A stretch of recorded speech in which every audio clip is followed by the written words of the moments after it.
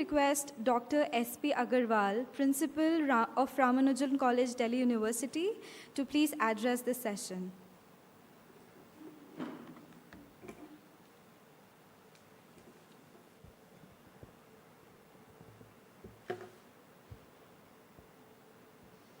Good morning and welcome to all of you to this one-day symposium on role of the media in fostering constructive public discourse.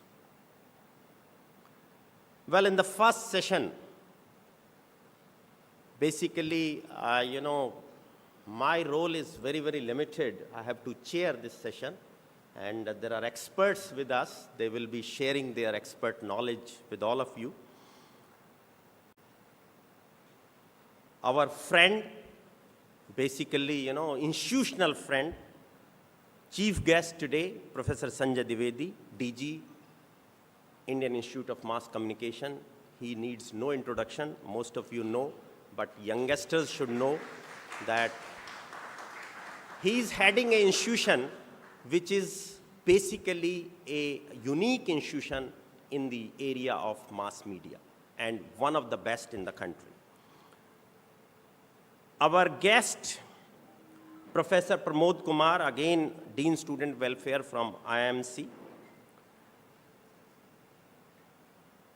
He is basically from Urdu journalism. Our collaborator and long-time friend, Bhai House, and today Mrs. Nilakshi Rajkhova, Director, Bhai House, is representing Bhai House, and we are doing this conference jointly. And she is the main initiator of this discourse, or you can say the symposium. Our invited speakers, media personalities, my colleague, Dr. Nirmalya, Dr. Rolok, and various other young colleagues, participants, and lovely students. Once again, I welcome you on behalf of Ramanujan College, University of Delhi. Well, friends, most of you know it. Ramanujan College is a Delhi University maintained institution, and our focus is in the areas of mathematical sciences, social sciences, management and commerce, and recently the college got the highest grade A++, 3.71, highest in the country as well as in colleges of Delhi University. And we have ranking of NIRF 41 in the country. Though we are not directly offering courses in media, but our students are very keen to learn, the media courses, and we are offering certificate and diploma courses, and shortly we might offer the degree courses in our college. And that is why we have involved a lot of youngsters for today's discussion. Well, basically, all of you know that the media is the fourth pillar of democracy. I need not say much about it, but all of you know it. And if not, you must know it, especially youngsters, that without media, no democracy can flourish in the world. Media has a specific role in fostering what the legislature, judiciary, and executive is doing. Their role is to raise your voice, public voice in the forum. That is very important. And we have seen over the period, even during the COVID, or let me go a little back, since independence, when media had a very limited role in the sense that most of the media was in the public sector. And when in 90s, media was open to the private sector, whether it is electronic media or print media, let me tell you, there is a lot of growth, and your voice is being, represented. But still more need to be done. Today, when we see that in the TV debate, basically one person is calling few experts in the area, or maybe few public figures, or maybe few politicians, and doing a discussion. Sometimes we feel that that is not real. Anybody is speaking anything, but the main point is getting away. And another important thing is we see that either media is pro-government or against government, rather than talking about the issues of the public. Of course, they are doing it. There is no doubt about it. But direction should be very specific, that their role is to highlight again and again if problem is not solved. That is important. Now, another important thing which, though I'm not an expert of media, but I know that more and more media, doing these kind of discussions and youngsters being involved, probably things will be much, much better. And role of educational institutions is very important, very, very important. Because, see, who brings the media people or correspondent or, the people who are working with either print media, electronic media, are the educational institutions. Of course, the IMC is a unique, but they cannot train everyone. Then there are universities. But all of you know that universities have limitations of its own, because they cannot give you much practical exposure. Most of the time, theory doesn't work. And you can see the best media people may not be trained in media at all. So it is their taste, interest, and learning by doing has made them the great, journalist or great media people. Now, another important thing, when we come back during the COVID, see, most of us sitting at home, everything is closed, but getting every information through media. Even their role was much more than any doctor, than any health facilities, or than any other, the COVID, so-called COVID people who were doing job for us. But some of us say that, if you watch too much media, then probably you are getting more and more information and becoming more and more gloomy that what is happening is also affecting your brain and psyche. Yes, that is true also. That is why sometimes even the best of the electronic media who runs news channels, they always say, don't watch, the news too much. Once in a while it is okay. But if you keep on watching and getting the repeated information, that creates problem. So that is very important, especially from young minds' point of view. But on the other hand, I'm not saying this in the sense that our youngsters have stopped reading the newspaper, which is a very bad situation. You must go through newspaper at least every morning, half an hour, 1 hour, whatever time, or you always carry your newspaper, whether in your area or any other area. Always, whenever you get time, just read it. Very important. I'm not talking about the electronic media. Of course, electronic media is giving you quick information. And then the social media. Now, problem, coming with this social media is, of course, it is a, game changer, whether in industry, commerce, or whether in any of the areas, which print and electronic media was there. But sometimes social media creates a lot of problems because there is no control over it. Anybody can say anything, and anybody can say, give any information, and you might believe and create problem in the society. So that is, you have to understand, being a young person, that do not just believe blindly any information on social media. So that is also very, very important. And another important thing is that, for the media people and for youngsters, that all the media and the young people must highlight, especially those who are doing the reporting, the main problems, the common problems of water, electricity, roads, sanitation, hygiene, health, education. Only then, government or the executive will work on that. Until it is highlighted, they will not be able to address those problems. Of course, everybody knows it, but still, sometimes highlighting again and again, make sure that it goes into it. Similarly, all of you know that new education policy 2020, from education point of view, they have also talked about the media in detail, because in NEP, interdisciplinarity is the key. And they said that people from history, people from literature, people from various, or maybe from science, people should opt for courses on media and must learn the basic philosophies of media courses, so that if you can adopt that as a career, or you can,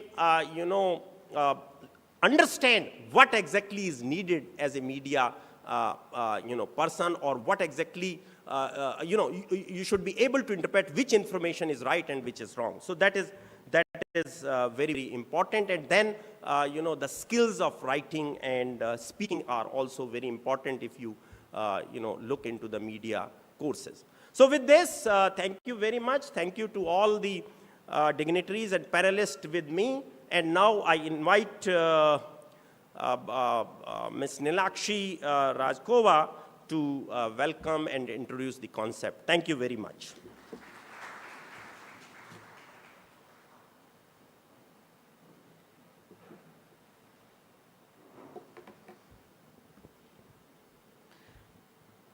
Thank you, Dr. Agarwal. Good morning, everyone. I would like to warmly welcome once again our distinguished speakers and participants to this symposium on the role of the media in fostering constructive public discourse. This is a joint initiative of Office of Public Affairs of the Baha'is of India and the Ramanujan College, University of Delhi.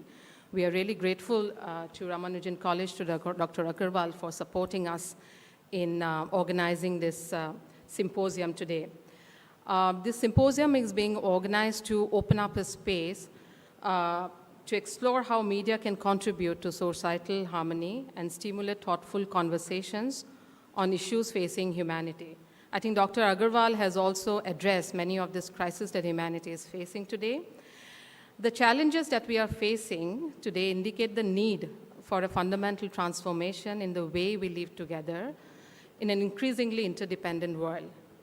So among other things, we need to develop more thoughtful and mature modes of public discourse so that we can deliberate collectively on the exigencies of the age and the means for addressing them. So one of the factors we need to consider is the role of the media in shaping public discourse, because the vibrancy and constructiveness of public discourse can be taken as a vital measure of the democratic health of a society. It provides the space for rich dialogue, where through the exchange of different opinions, citizens reach a consensus on their collective vision for a better society, and they renew their commitment to the moral principles underlying this vision. It is through the vibrant interchange of ideas that innovation and creativity are nourished, and the horizons of thought are constantly expanded. Within the spaces where such discourse happens, members of society and its institutions deliberate on and give direction to public policies on a range of issues.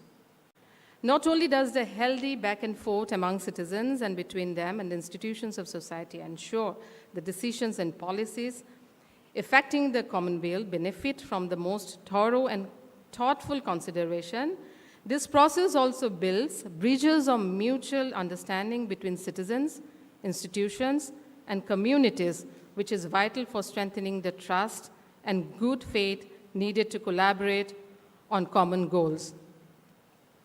Dr. Agarwal has also mentioned about this mass media and the role of the social media that are affecting in our life. The institutions of the mass media have a central role to play in the quality and richness of public discourse in our society.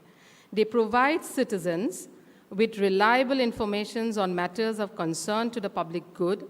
They help frame issues in ways that highlight their relevance for the citizens and the implications of normative frameworks to the issues at hand. They play a crucial role in placing before the public the issues that should be prioritized. Further, they also provide a dialectical space where policymakers and experts can communicate and deliberate on crucial issues with citizens, and where the voices of citizens, their concerns and priorities, especially those who are economically or socially marginalized, can be heard and acknowledged in decision-making processes. While the mass media is not the only public institution responsible for the quality and integrity of public discourse, it plays a consequential role in shaping discourse by the way it presents the facts, frames them in ways that are compelling, the meaningful for the citizen, prioritizes what matters the most, and ensures the representation of diverse voices and perspectives in deliberation on a subject pertaining to the common good. The past decade has witnessed a grave deterioration of the quality of public discourse in India and across the world. The possibility of changing with fellow citizens and the other stakeholders in society in constructive discourse based on good faith and mutual respect has become increasingly difficult in an atmosphere of extreme polarization and partisanship. The rampant spread of disinformation and the emphasis on distracting agendas unrelating to the real issues that pertain to collective well-being have dissipated, divided, and dispersed the collective focus needed to address and find meaningful solutions to the challenges facing society. In the effort to revive, rehabilitate, and restore trust, civility, and constructiveness to public discourse in India, the mass media has a vital role to play. Now more than ever, society needs the mainstream media to perform its functions as a just and unbiased reporter of the facts, as a trustworthy guide to public opinion towards the issues that pertain to the common good, and as an enabler of constructive and consultative dialogue between the various stakeholders in the well-being of society. In performing its responsibilities to the public, the media faces immense obstacles today, including political and economic interests that curtail its freedom and compromise its integrity, and the pressures of functioning within the force filled of disinformation and polarization created by social media, as Dr. Agarwal has also mentioned. That the question remains, how are media organizations and professionals to resist these influences and forces in seeking to perform their vital responsibilities to society? How does the media not only truthfully reflect the conditions of society, but also foster constructive and harmonious, yet critical dialogue on these conditions that would provide a foundation for public policy while strengthening good faith and trust between citizens, institutions, and communities? How would media foster an environment where, in the process of consensus building around vital issues and principles, diversity of opinions is valued and fostered? How can media help strengthen the relationship between citizens, institutions, and communities based on the values of commitment to the truth, rationality, justice, collaboration, mutual respect, and trust that are the essential pillars of collective life? So friends, we look forward to the deliberations and the reflections of the distinguished speakers that are present here today on this very important theme and these questions that has been raised in the background note. And we look forward to their presentations. Thank you.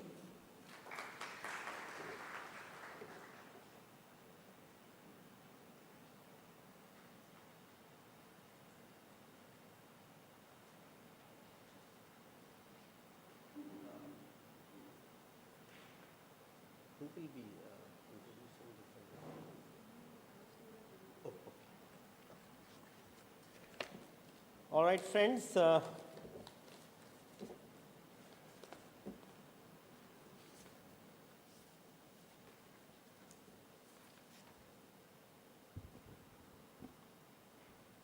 Now, we will invite Professor Sanjay Dwivedi, who will be speaking to us as a keynote speaker and, initiate the basic discussion on the topic.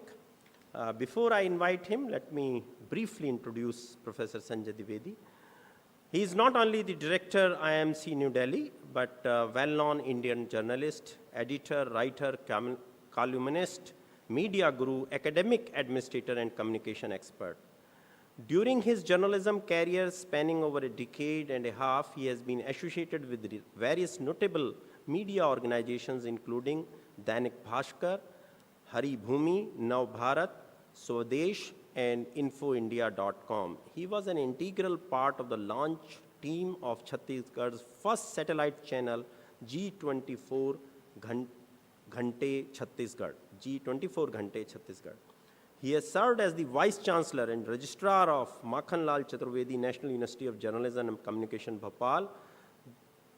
This was after a successful tenure of 10 years as HOD Department of Mass Communication at the same university. Professor Dwivedi was among the founding members of Department of Journalism at Raipur's Khushbu Thakre Journalism and Mass Communication University and was the first head of the department. He is currently a member of the Governing Council and Society of the Film and Television Institute of India, Pune. He is also the member of Board of Studies at Mahatma Gandhi Antarashtriya Hindi Vishwavidyalaya Wardha, Vikram University Ujjain, Maulana Azad National Urdu University Hyderabad, and Assam University Silchar. Professor Dwivedi is an avid writer, and over 3,000 pieces penned by him on political, social, and media subjects have been published in major national newspapers and publications. He has authored and edited 32 books. He is the chief editor, communicator, and Sanchar Madhyam University UGC approved research journal. Professor Dwivedi is also the chief editor of Rajya Bhasha Vimarsh and Sanchar Srijan and honorary consultant editor of Media Vimarsh Quarterly. He has been conferred with various awards for his remarkable contributions to the media industry. Thank you, sir. Please welcome and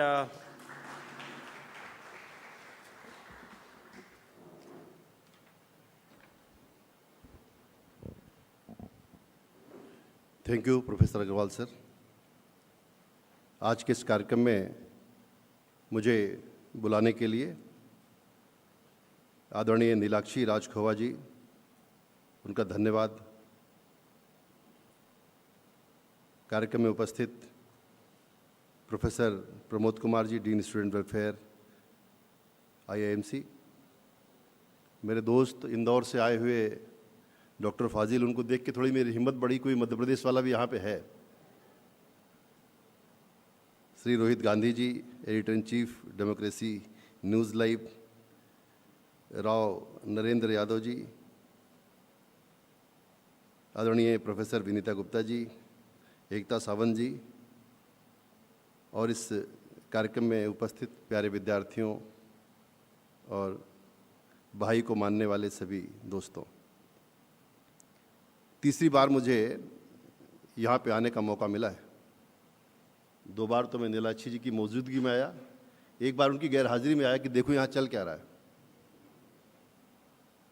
और मुझे यहाँ आके बहुत हमेशा खुशी मिलती है कि एक ऐसी संस्था, एक ऐसा मिशन जो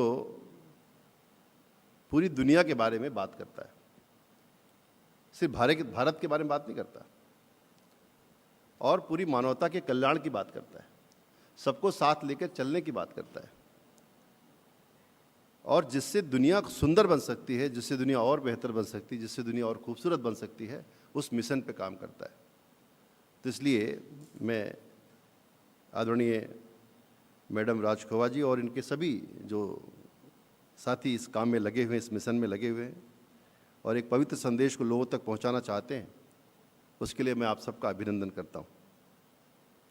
आदरणीय डॉक्टर SP अग्रवाल सर, जिनके सिर्फ जो है दर्शन मुझे ऑनलाइन ही होते हैं, आज पहली बार उनको इस तरह यहाँ पा करके मुझे अत्यंत खुशी की अनुभूति हो रही है।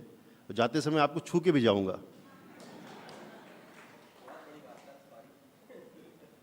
क्योंकि किसी व्यक्ति को ऑनलाइन देखते रहना, उसको सुनते रहना और उसको छू के देखना, महसूस करके देखना, उसमें बड़ा अंतर होता है।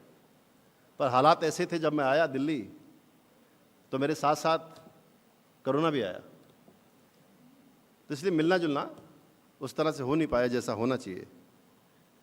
और इंसान की फितरत ये है कि वो ऑनलाइन रह नहीं सकता। और आपने देखा कि पहाड़ों पे कैसा जाम लगा हुआ है, किस तरह गाड़ियां आपस में ठका ठक ठक रही हैं, होटलों में जगह नहीं है, लैंडस्लाइड हो रही है पर जनता जा रही है, क्योंकि उसका ये कहना है कि भाई घर में रहने से अच्छा है कि पहाड़ पे मरे। देवताओं की भूमि है, देवभूमि होती पहाड़, जहाँ देवताओं ही बसते हैं सारे। तो लोग निकल पड़े। और जब अभी कार्मल मैडम यहाँ प्रार्थना कर रही थी कि मैं तेरी शरण में जाग रहा हूँ, जाग उठा हूँ, यही पढ़ा ना शायद, मैं तेरी शरण में जाग उठा हूँ, तो मैं भी आपकी शरण में आके थोड़ा जागा जागा सा अनुभव कर रहा हूँ। क्योंकि आज मुझे यहाँ आना था तो मैं बहुत देर तक सोया। आमतौर पे मैं 6 बजे तक जग जाता हूँ, पर आज मेरी नींद ही 8 बजे खुली। ये किस लिए खुली? क्योंकि यहाँ मुझे जागना था, इसलिए वो लेट में खुली। तो मैं अपना बहुत ही सौभाग्य मानता हूँ कि आपने मुझे इस जगह आने और कुछ बातें कहने का मौका दिया। एक तो आजकल मीडिया क्या है ये बताना बड़ा मुश्किल हो गया है, क्योंकि मीडिया से ज़्यादा हो गया है। पहले एक लिमिटेड मीडिया था जो प्रशिक्षित लोग चलाते थे, कंट्रोल्ड मीडिया था जिसको कह सकते हैं, जिसमें एडिटर थे, रिपोर्टर्स थे, चीज़ें प्रोसेस होकर लोगों तक पहुंचती थी। आज के मीडिया में प्रोसेसिंग की संभावना शून्य होती जा रही, कम होती जा रही है। इसलिए 2 वर्ड्स हमारे सामने आते हैं। एक शब्द है न्यूज़, प्रमोद भाई, एक है न्यूज़, दूसरी इंफॉर्मेशन। न्यूज़ जब आती थी आलोक भाई तो प्रोसेस होके आती थी। कोई रिपोर्टर होता तो न्यूज़ फाइल करता, तो जो ट्रेंड होता था न्यूज़ के बिजनेस में, एडिटर उसको सब करता था, सब एडिटर उसकी सबिंग करता, फिर एडिटर उसको देखता था। कई प्रोसेस के बाद वो खबर लोगों तक जा पाती थी।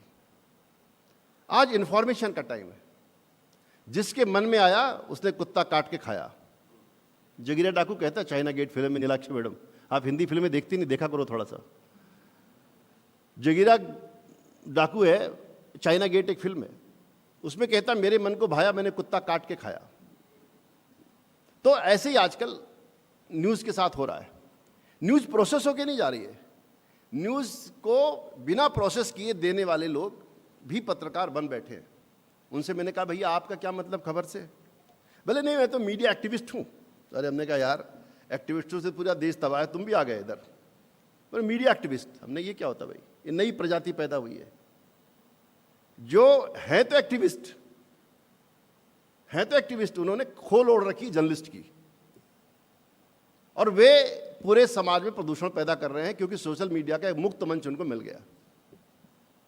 अब सोशल मीडिया पे जो बकवास की जा रही है या अच्छी बातें भी कही जा रही हैं, उसका जर्नलिज्म से कोई लेना देना नहीं है। जिस मेन स्ट्रीम जर्नलिज्म की बात आदरणीय मैडम कह रही थी, वो मेन स्ट्रीम जर्नलिज्म किससे लेना देना क्या है? मैंने जो भी खबर विदाउट प्रोसेस दी जा रही है, जो इन्फॉर्मेशन विदाउट प्रोसेस दी जा रही है, वो इन्फॉर्मेशन ही है। इसलिए इन्फॉर्मेशन और खबर के अंतर को हमको समझना पड़ेगा। न्यूज़ वो है जिसके साथ एक जिम्मेदारी है, जिसके साथ एक प्रोसेसिंग है, एडिटिंग है, और एक जिम्मेदारी जुड़ी हुई है, रिस्पॉन्सिबिलिटी जुड़ी हुई है। वो न्यूज़ या खबर या समाचार कह सकते हैं आप उसको।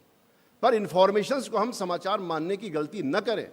इन्फॉर्मेशन कोई भी दे सकता है। इसलिए इस समय में जब सोशल मीडिया इतना प्रभावशाली हो गया है, उस समय इन्फॉर्मेशन देने वालों ने अपने आप को जर्नलिस्ट कहना शुरू कर दिया है, जबकि वो जर्नलिस्ट नहीं है। जैसे एक मुखबिर है, वो भी खबर देता है, पर वो पुलिस वाला नहीं है। मुखबिर को मैं ना सस्पेंड कर सकता हूँ, ना टर्मिनेट कर सकता हूँ, कुछ नहीं कर सकता। वो तो कहीं से फ़ोन पे पुलिस वाले को बताता है साहब इस गली से रेड शर्ट पहन करके संजय द्विवेदी नाम का एक आदमी जो लाल फूल लिए खड़ा है और उसकी उस अटैची में एक कार्बाइन है, पर वो पुलिस वाला नहीं है। पुलिस वाले को मैं सस्पेंड कर सकता हूँ, टर्मिनेट कर सकता हूँ, उसको 10 तरह की धाराओं में अंदर करवा सकता हूँ, उसकी वर्दी उतरवा सकता हूँ। मुखबिर का मैं क्या करूँगा? तो अभी जो हमारा पूरा पब्लिक डिस्कोर्स है, जिसके बारे में हम आज यहाँ चिंता व्यक्त करने के लिए बैठे हुए हैं, उस पूरे पब्लिक डिस्कोर्स पर कब्जा नॉन जर्नलिस्ट का है। जो जर्नलिस्ट नहीं है, जिनकी अथॉरिटी नहीं है खबर देने की, जिनकी ट्रेनिंग नहीं खबर देने की, वे हमें खबरें प्रोवाइड कर रहे हैं, और उसकी जिम्मेदारी हम जर्नलिस्ट को गाली दे रहे हैं। कि जर्नलिस्ट ने ऐसा कर दिया, पत्रकार, अरे पत्रकार कहाँ कर रहा है भाई, उसकी सुन कौन रहा है? ये जनरेशन आई हुई है सुबह सुबह, हमारे प्यारे प्यारे बच्चे जो नया भारत बनाने वाले हैं, ये अखबार इसमें कौन पढ़ करके आया है?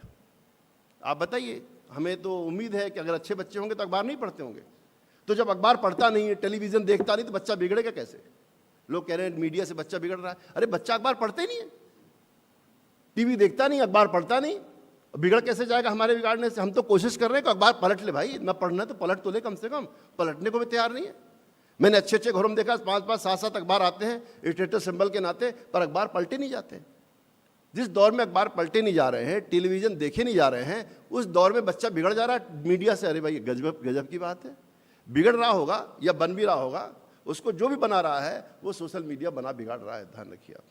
ये जो मोबाइल नाम की एक जादू की पुड़िया आपके हाथ में आई है, अलादीन का चिराग है, इस पे घिसता है, इसी पे रेडियो देखता है, इसी पे कुछ कंटेंट देखता होगा, कुछ वीडियो कंटेंट देखता होगा, कुछ वेबसाइट को सर्च करता होगा, पर अखबार नहीं पढ़ता भाई। ये हिंदुस्तान का नौजवान है, उसको इस भारत को आर्थिक महासत्ता बनाना, अखबार पढ़ेगा, टाइम खराब करेगा अपना, नहीं पढ़ता। तो मेरा ये मानना है कि जो इस तरह का जो कंटेंट जनरेट हो रहा है, और विनीता मैडम, मैंने एक रिसर्च पढ़ी, उसमें बताया गया कि इतनी ज़्यादा चीज़ें रोज़ जो है वक्त जो गुजार रहे हैं इस पर सोशल मीडिया पे, अगर जितने लोग हैं पूरी दुनिया में सबका वक्त जोड़ दिया जाए सोशल मीडिया बिताने का, तो 10 लाख साल के बराबर हर दिन हम जाया कर रहे हैं। 10 लाख साल के बराबर, ये 10 लाख साल के बराबर जो वक्त सोशल मीडिया पे जाया किया जा रहा है, वह अन्यान्य तरीके से कुछ ना कुछ तो लोग कह रहे होंगे, नहीं अगर लिख रहे होंगे तो रिएक्ट कर रहे होंगे, कॉपी करके पेस्ट कर रहे होंगे। तो आप सोचिए कि कितना माल रोज तैयार हो रहा है, उसका मुकाबला रेगुलर मीडिया क्या करेगा? नहीं कर सकता। और इस नाते थोड़ा सा रहम करने की ज़रूरत है मेन स्ट्रीम मीडिया के लोगों पे ऊपर, जो बेचारे कहना तो चाहते हैं पर लोग सुनने को बहुत तैयार नहीं है। ज़्यादातर जो मीडिया की आलोचना होती है वो टीवी देख के होती है, जो देखा नहीं जाता। आप जरा सर्वे देखिए कि न्यूज़ चैनल्स कितने देखे जाते हैं। आप देखेंगे कि बिल्कुल तली पे है, थोड़ा बहुत इंटरटेनमेंट के चैनल लोग देखते होते हैं, पर न्यूज़ चैनल बहुत कम देखे जाते हैं।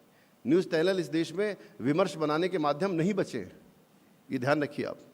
टेलीविज़न की अपनी मजबूरी है अग्रवाल साहब, उनको थोड़ा ड्रामा क्रिएट करना पड़ता है, और वो ड्रामा नहीं क्रिएट करेंगे तो उन पे कौन टिकेगा? अगर बड़ी सीरियस न्यूज़ पे चले जाए तो उनको देखेगा कौन? हमारे संस्थान का बहुत अच्छा चैनल है डीडी न्यूज़, खबर ही खबर है। कितने खबर के पिपासु उस पे जाते हैं, ज़रा बताइए मेरे को। मतलब आप ये नहीं कह सकते कि अल्टरनेट नहीं है। संसद का टेलीविज़न है, दिन भर डिस्कोर्स चलाता है, पेपर खबरें चलाता है, कितने लोग देख रहे हैं? मेन स्ट्रीम मीडिया में भी बहुत सारे जर्नलिस्ट इस समय अपने पोर्टल्स, वेबसाइट चला रहे हैं, बिल्कुल सीरियस न्यूज़ पे रहते हैं, बिल्कुल खबर पे रहते हैं, डिस्कोर्स पे रहते हैं। कौन देख रहा है, कौन जा रहा है उस पर? उनको कितने जतन करने पड़ते हैं अपने ऊपर लोगों को लाने के लिए।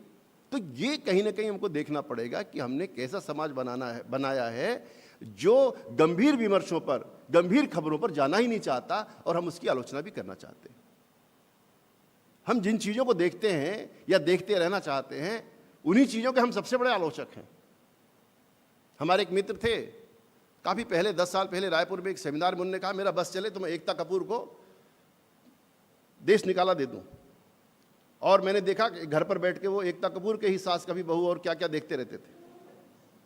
तो ये जो पाखंड है कि मैं करूंगा पर बोलूंगा कुछ और, मेरी देखने की, मेरे व्यवहार करने की आदतें कुछ और हैं। मैं दिन में 12 घंटे जो है ऑनलाइन रहता हूं अपने मोबाइल पर, और कहूंगा कि मोबाइल से बच्चे बिगड़ रहे हैं। अरे भाई पापा पहले आप तो सुधर जाओ, दादाजी पहले आप तो मोबाइल बंद करो, बच्चे को ज्ञान दे रहे हो। नहीं सुधरेगा बच्चा।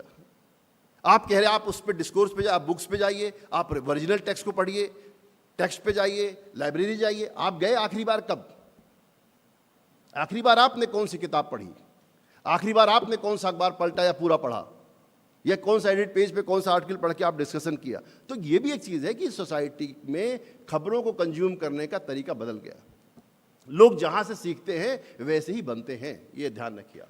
जब सोशल मीडिया हमारी जानकारियों का प्रथम सोर्स हो जाएगा, जब सोशल मीडिया हमारी जानकारी का पहली खिड़की हो जाएगी, हमारे पास हड़बड़ी वाले विचार आएंगे, हमारे पास गड़बड़ी वाली आदतें आएंगी, और हम हमेशा हड़बड़ी में गड़बड़ी करने के लिए तैयार रहेंगे, इसको आप ध्यान रखिए। आपका सोर्स ही गलत है, जहां से आप खबर ले रहे हैं वो जगह ही गलत है, उस जगह से आप अच्छे विचार नहीं ले सकते। इसीलिए मेडिटेशन की सलाहें दी जा रही हैं, इसीलिए आंखें बंद करके कुछ वक्त अपने को देने के लिए सलाह दी जा रही है कि थोड़ा कंसंट्रेशन लेवल बढ़ाइए। उचक उचक के मतलब सर्वे आ रहे हैं कि 111 बार आदमी स्टेटस चेक कर रहा है। मुझे सर्वे पर भी भरोसा नहीं है, 111 बार नहीं चेक करता होगा, उससे ज़्यादा करता होगा। ये तो न्यूनतम है, क्योंकि वो औसत निकालते हैं। जिन लोगों से मिले होंगे वो बहाई वाले लोग होंगे, वो उनको प्रार्थना पूजा से फुर्सत नहीं है, तो वो क्या मोबाइल देखेंगे बेचारे। तो उन्हें नहीं देखा होगा वो 111 बार वाला सर्वे। मैं तो नहीं मानता इतना कम देखते होंगे, सवाल ही नहीं उठता। क्योंकि मैं तो देखता हूँ इतनी आज्ञाकारी पीढ़ी हिंदुस्तान में, राजखोआ मैडम कहीं पैदा नहीं हुई। आज्ञाकारी मतलब बिल्कुल डिवोट, इतने डिवोटी हैं, सिर नहीं उठाते। रिश्तेदार आ जाए, मामा आ जाए, ताऊ आ जाए, कोई भी आ जाए, वो घर में ऐसे बैठे रहते हैं। तो ऐसी पीढ़ी तो भगवान राम के ज़माने में भी नहीं थी कि लोग सिर झुकाए। और मैं आपसे कहता हूँ, और यही हालात रहे आने वाली जनरेशन में, जो आपके बच्चे पैदा होंगे तो ऐसे ही पैदा होंगे। क्योंकि देखिए धीरे धीरे हम मेहनत के काम कम करने लगे, धीरे धीरे में साइज कम हो गई, सब कम हो गया। तो जब 24 घंटे हमारा सिर झुका हुआ है, तो आने वाली जनरेशन से आप उम्मीद करिए को ऐसे पैदा होंगे राणा प्रताप की तरह, संभव नहीं है। वो सिर झुका के पैदा होंगे, बड़े अदब से लोगों के साथ पेश आएंगे। तो ये आप इसको जनरेशन शिफ्ट कह लीजिए, कम्युनिकेशन शिफ्ट कह लीजिए, पर शिफ्ट तो हो गया है। हम किसी धोखे में नहीं है मेन स्ट्रीम मीडिया के लोग, कि हमारे कहने से, जैसे एक ज़माने में मुर्गा बांग देता था तो सवेरा होता था, अखबार पढ़ते थे तो जानते थे शहर में क्या हुआ, टेलीविज़न देख के शाम को 8 बजे का बुलेटिन हमें पता चलता क्या हुआ। अब वो ज़माना चला गया। 24 घंटे 24/7 की दुकानें खुली हुई हैं, अखंड ज्ञान दे रही हैं। हर चीज़ पर नहीं रिएक्ट करना, उस पर भी रिएक्ट कर रहे हैं, और रिएक्ट करते करते करते झगड़े पे तब्दील हो जाती चीज़ें। तो इसको आप देखना पड़ेगा कि पूरा पब्लिक डिस्कोर्स बहुत बिगड़ा हुआ है। ऐसे में हमें मेन स्ट्रीम मीडिया के साथ साथ हमें जो सोशल मीडिया पे जो फौज है, उसको भी, समाज को भी ट्रेंड करने की ज़रूरत है। इसीलिए विषय निकल के आया प्रमोद भाई, मीडिया लिटरेसी। इसीलिए विषय निकल के आया कि हम मीडिया के इस्तेमाल करने वाले उपभोक्ता तो हैं, पर हम क्या मीडिया लिटरेट भी हैं? आपके पास एप्पल का मोबाइल होने का मतलब नहीं कि आप मोबाइल को जानते हैं। मैं यहाँ ज्ञान दे रहा हूँ, मेरा मोबाइल बंद पड़ा है, और मैं मानता हूँ कि मेरा मोबाइल कुछ नहीं सुन रहा है, सब सुन रहा है। उसने मेरे फुटप्रिंट्स कवर किए हैं। मैं जेएनयू से यहाँ निकला हूँ, मेरे फुटप्रिंट्स कवर है, मैं किस रास्ते पे जा रहा हूँ। मैं पूरे देश में घूमता हूँ, मेरे फुटप्रिंट्स आते हैं उस पर। मैं बड़ा होशियार बनता रहूँ कि मैं बड़े स्मार्ट हूँ और मैं बड़ा मीडिया लिटरेट हूँ, कुछ नहीं जानते। अपने मोबाइल के बारे में आप नहीं जानते, खुद पे आप क्या जानोगे। इसलिए माध्यमों की ताकत को समझने की ज़रूरत है। ये इस बदले हुए समय में हमें मीडिया लिटरेट लोगों को बनाने की ज़रूरत है। हमारे सीबीएसई के दोस्तों ने कोर्स चालू किया 10+2 में, उसमें मीडिया पढ़ाएंगे। मुझे लगता है कि मीडिया पढ़ाने की ज़रूरत नहीं है कि आप उनको खबर लिखना सिखाओ, उनको फीचर लिखना सिखाओ, मीडिया कैसे वर्क करता है उनको सिखाओ। उनको ये सिखाओ कि मीडिया का इस्तेमाल कैसे करो बच्चों को। क्योंकि इसके नाते जो अराजकता पैदा हो रही है, जो फैमिली लाइफ खराब हो रही है, उनकी आंखें खराब हो रही हैं, उन पर उनको तमाम तरह की दूसरी बीमारियां पैदा हो रही हैं, उस पर जोर देने की ज़रूरत है। हम लोगों ने 40 के बाद ये धारण किया, आप कब धारण करेंगे, आने वाली जनरेशन कितनी जल्दी इसको पहन लेगी, इस पर आप नहीं कह सकते। ये उंगलियां जो आप इस्तेमाल कर रहे हैं, ये ऐसी की ऐसी बचेंगी क्या? तो ये भी चीज़ है कि हम किसी चीज़ के जो हैबिचुअल हो जाते हैं, उसकी आदत के शिकार हो जाते हैं, और वहीं को हम पहला सोर्स मान करके चीज़ें ग्रहण करना शुरू कर देते हैं, और दोष देते हैं जर्नलिस्ट को, दोष देते हैं मेन स्ट्रीम मीडिया को। मेन स्ट्रीम मीडिया में बड़ी जिम्मेदारी से कहना चाहता हूँ आलोक भाई, कि आज भी बहुत जिम्मेदारी से हम लोग काम करते हैं, बहुत जिम्मेदारी से काम करते हैं, क्योंकि हमें पकड़ लिया जाता है। हम जिस प्लेटफॉर्म पे हैं वो क्रेडिबिलिटी पे चलता है, वो सोशल रिस्पॉन्सिबिलिटी पे चलता है, उस पर हम धमाल नहीं मचा सकते, उस पर हमारी एक लिमिटेशंस है। आप देखते होंगे बड़े से बड़ा जर्नलिस्ट ट्रोल हो जाता है, बड़े से बड़ा जर्नलिस्ट ट्रोल हो जाता है। क्यों? क्योंकि लोगों के पास आज प्रतिक्रिया करने की जगह उपलब्ध है। इसलिए हमें न्यूज़, और मैंने आपसे कहा कि इन्फॉर्मेशन, इसके बाजार के अंतर को समझना पड़ेगा।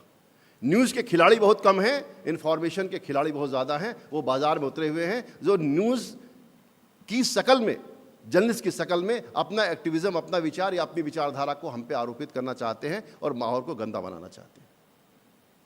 दूसरी बात है कि सोशल मीडिया पे जो कुछ भी लिखा जा रहा है उसका मेन स्ट्रीम जर्नलिज्म से कोई लेना देना नहीं है। कृपया सोशल मीडिया पे हो रही धमाल को हमारे जिम्मे मत डालिए। तीसरा निवेदन मेरा ये है कि पूरी दुनिया के अंदर, मैं अभी प्रमोद भाई से बात कर रहा था कि झगड़ा किस बात का है। झगड़ा श्रेष्ठता का, कि मेरा विचार ही सर्वश्रेष्ठ है, मैं सर्वश्रेष्ठ हूं, मेरा विचार सर्वश्रेष्ठ है, और इसके नाते पूरी दुनिया में खून बहता है, रक्तपात होता है, क्योंकि हमें स्वीकार्यता नहीं है दूसरे विचार की। हमें सिखाया नहीं गया, आप सिखाते हो, आप सिखाते हो, इसलिए मैं आपके मंच पे आया हूं। और जब तक ये श्रेष्ठता का विचार रहेगा तब तक दुनिया में संघर्ष, कॉन्फ्लिक्ट बनते रहेंगे। आप इसको रोक नहीं सकते। मैं बड़ी जिम्मेदारी के साथ कहना चाहता हूं, हम सर्वश्रेष्ठ हैं, ये कहां का विचार है?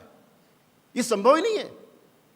अंतिम कृति बनी नहीं है, आप समझ लीजिए। कोई भी ईश्वर ने आखिरी चीज नहीं बनी। वो हर दिन नया क्रिएशन करता है, हर दिन नया सूरज निकलता है, हर दिन नए विचार हमको ग्रहण करने होते हैं।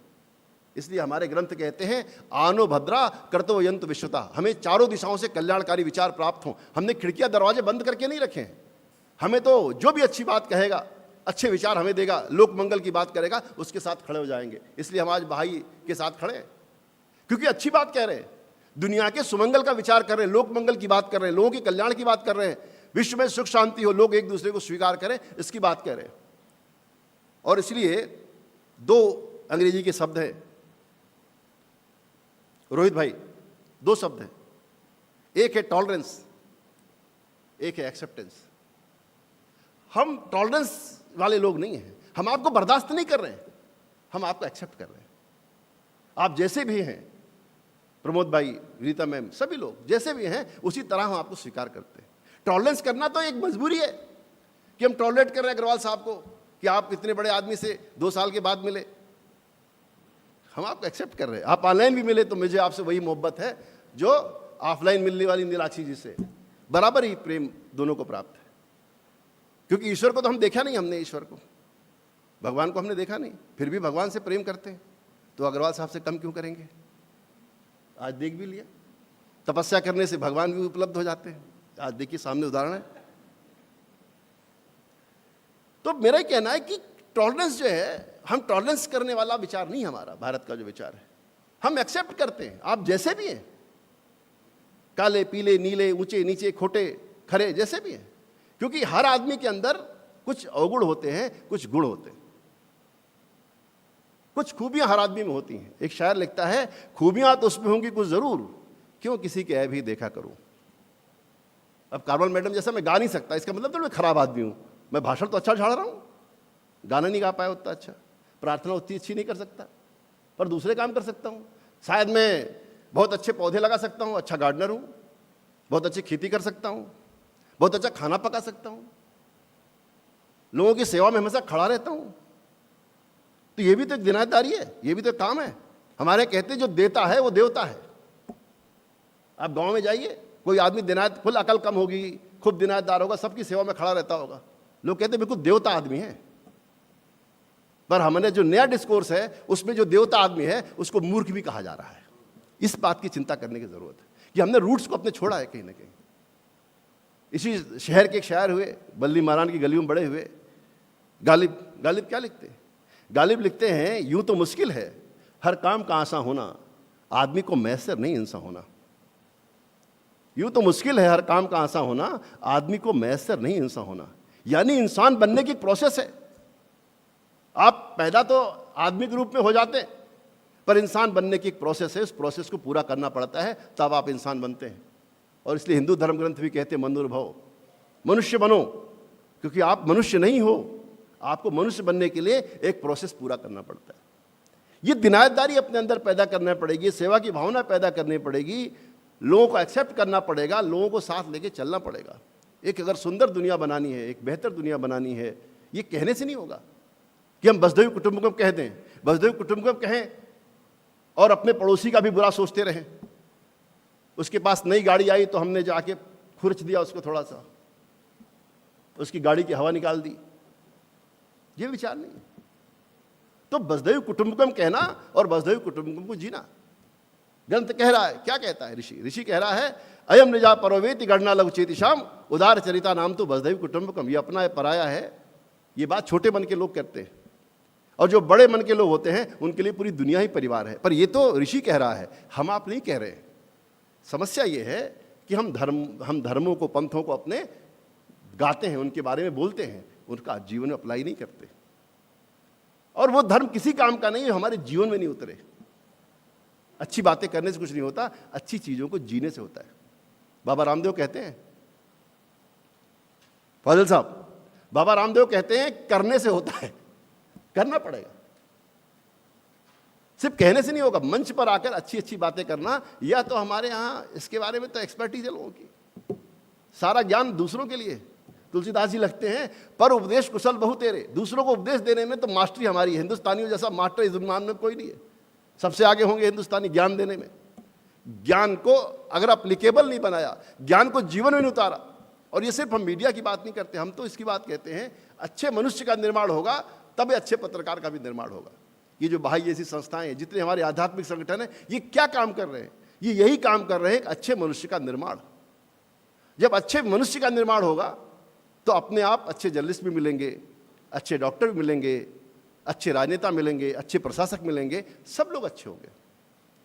और हमारी साथ समस्या क्या हुई कि हमने व्यक्ति निर्माण का जो काम था वो छोड़ दिया, सोसाइटी की जो अच्छे कामों था वो सब छोड़ दिया। ये तो इनका काम है, ये राजनीति का काम है, ये लोग करेंगे। कोई अच्छा आदमी आजकल काम करना चाहता, अच्छा अग्रवाल साहब, कोई अच्छे से काम करता, लोगों की मदद करता है। लोग कहते हैं आपको नेता बनना है क्या? तुमको इतनी नेतागिरी क्यों आ रही है? आप सोचिए, हमने कहां से कहां गिरा दिया सेवा की भावना को। सर्विस जो हमारे डीएनए का हिस्सा है, जिसके नाते हमारी आध्यात्मिक संस्थाएं ये सब हम लोग काम कर रहे हैं, सर्विस को आज नेतागिरी माना जाता है। आप लोगों की मदद कर रहे हैं, इसके पीछे आपका स्वार्थ क्या है? ये बताइए, आप बताइए। परमार्थ के कारण साधुन धरा शरीर, हमने परमार्थ के लिए जन्म लिया, आज हम परमार्थ करते तो पूछा जाता आपका उद्देश्य क्या, एक्चुअल क्या है? आपको पार्षद बनना है क्या? पीते क्यों परेशान रहते हो मोहल्ले के लिए? वाह भाई, यानी कि हमने एक ऐसा समाज बना दिया है अपने ट्रेनिंग से कि हम सिर्फ अपने बारे में, अपनी फैमिली के बारे में विचार करते हैं, बाकी हमको पड़ोस को भी देखना नहीं। मुझे लगता है कि ये मार्ग किसी भी अच्छे विचार का मार्ग नहीं है, इससे अच्छी दुनिया नहीं बन सकती। और इसलिए हम सिर्फ जर्नलिज्म की बात ना करें, सिर्फ जर्नलिस्ट को दोष ना दें, सिर्फ जर्नलिस्ट खराब हो गया ऐसा ना करें, बल्कि पूरी दुनिया में जो गिरावट हुई है सब प्रकार के प्रोफेशन में, उसको भी देखिए। डॉक्टर जो देवता है हमारी जिंदगी में, वो कहता है कि आप बिस्तर पे लेट जाइए, अब आप 50,000 रुपये जमा कर दिए, फिर मैं इनका इलाज करूंगा। अरे वाह भाई,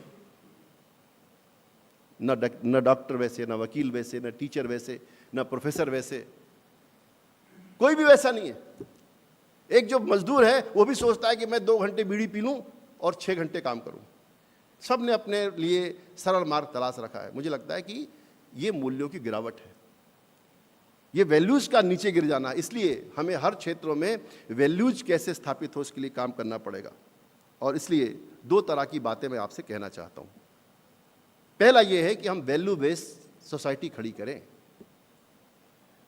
वैल्यू बेस्ड मीडिया बनाएं, जो मीडिया मूल्यों पर आधारित हो, जो वैल्यूज पे काम करे। हमें ऐसे जर्नलिस्ट, ऐसे लोग खड़े करने पड़ेंगे जो वैल्यूज पर भरोसा रखते हो। दूसरा, हमें जर्नलिज्म को एक सीढ़ी आगे लेके जाना पड़ेगा, जिसको हम सॉल्यूशन बेस्ड जर्नलिज्म कह रहे हैं। अभी तक क्या सिखाया गया कि सवाल उठाओ और भाग जाओ। मीनाक्षी जी, सवाल उठाओ और भाग जाओ। जर्नलिस्ट बड़ी जिम्मेदारी से कहते हैं कि हमारा काम तो सवाल उठाना है। हम सवाल पूछने के लिए पैदा हुए। एक बार बड़े आनंद की बात है, हमारे पूर्व चुनाव आयुक्त श्रीमान TN सेशन साहब जब रिटायर हो गए, उनकी प्रेस कॉन्फ्रेंस हुई आखिरी। पत्रकारों ने उनसे पूछा कि आप आगे चल के क्या करना चाहेंगे। उन्होंने मजे के लिए कहा कि मैं जर्नलिस्ट बनूंगा। तो बोले क्यों? बोले जर्नलिस्ट में क्या करना है, सिर्फ सवाल पूछना है और कुछ नहीं करना है, इसलिए मैं जर्नलिस्ट बनना चाहता हूं। मुझे लगता है कि हमें सोल्यूशन बेस्ड जर्नलिज्म दुनिया में, इसके बारे में प्रमोद जी बात करेंगे, मैं इस विषय को छोड़ के जा रहा हूं, प्रमोद जी इस बारे में बात करेंगे। सोल्यूशन बेस्ड जर्नलिज्म पर इन्होंने काफी काम कर रखा है, इसलिए मैं इनका विषय चुराना नहीं चाहता। तो हम समाधान भी सोचें। हम एक खबर बनाते हैं, उस खबर में हम समस्या खड़ी करते हैं कि भाई ये इस तरह की समस्याएं हैं, इस तरह के संकट हैं, पर उस क्षेत्र के विशेषज्ञ, मानिए हमारे शहर का प्रदूषण बहुत बढ़ा हुआ है, कई लोग कहते हैं गैस चैम्बर में हम रहते हैं, तो उसका समाधान क्या है उसके बारे में हमारे पास जानकारी नहीं है। हम 4 विशेषज्ञों से बात करके उसका समाधान भी प्रस्तुत करें, क्योंकि सोसाइटी अच्छी तब बनेगी, मीडिया लोगों के लिए तब कारगर होगा जब वो समस्याओं के साथ साथ समाधान भी प्रस्तुत करेगा। और मुझे लगता है ये बहुत बड़ी जिम्मेदारी हमारे सामने है कि हम अपने समाज के प्रश्नों के ठोस और वाजिब हल तलाशें। वही समाज जो है अपनी मुक्ति के लिए आगे बढ़ता है जिस समाज में उस समाज के प्रश्नों के बारे में लोग सोचते हैं, उनका हल तलाशते हैं। आप देखिए हमारे राष्ट्रपिता महात्मा गांधी कितने सारे मोर्चों पर काम करते हैं। वो एक राजनेता हैं, पर वो समाज सुधारक भी हैं, वो स्वच्छता अभियान के प्रखर प्रवक्ता भी हैं, वो स्त्री शिक्षा के बारे में बात करते हैं। समाज जीवन का कोई ऐसा क्षेत्र नहीं है जिसके बारे में राष्ट्रपिता ने बात नहीं की। क्यों? वो एक राजनेता बन के अच्छे से रह सकते थे, पर उन्होंने कहा नहीं, मेरा जीवन ही संदेश है, सीख सको तो मेरी जिंदगी से सीखो। इसलिए हमें अपनी जिंदगी को एक आदर्श के रूप में प्रस्तुत करना पड़ेगा। हमारे बच्चे हमसे क्या सीखते हैं? हम जैसा कहते हैं, जैसा करते हैं, उनसे सीखते हैं। पर अफसोस कि अब हमारे बच्चों के सामने हमसे सीखने का मौका भी नहीं बचा। अब वो सोशल मीडिया से सीखते हैं, अब वो बाकी चीज़ों से सीखते हैं, मेन कोर्स पे नहीं जाते, मेन टेक्स्ट पे नहीं जाते। ये एक तरह का संकट पैदा हुआ है, एक लैक ऑफ कंसंट्रेशन का भी चक्कर है कि एक एकाग्रता हमारी भंग हो गई। हम बहुत देर तक किसी विषय पर बात नहीं कर पाते। अभी मैं जैसे 20-25 मिनट होंगे आपको प्रॉब्लम हो जाएगी।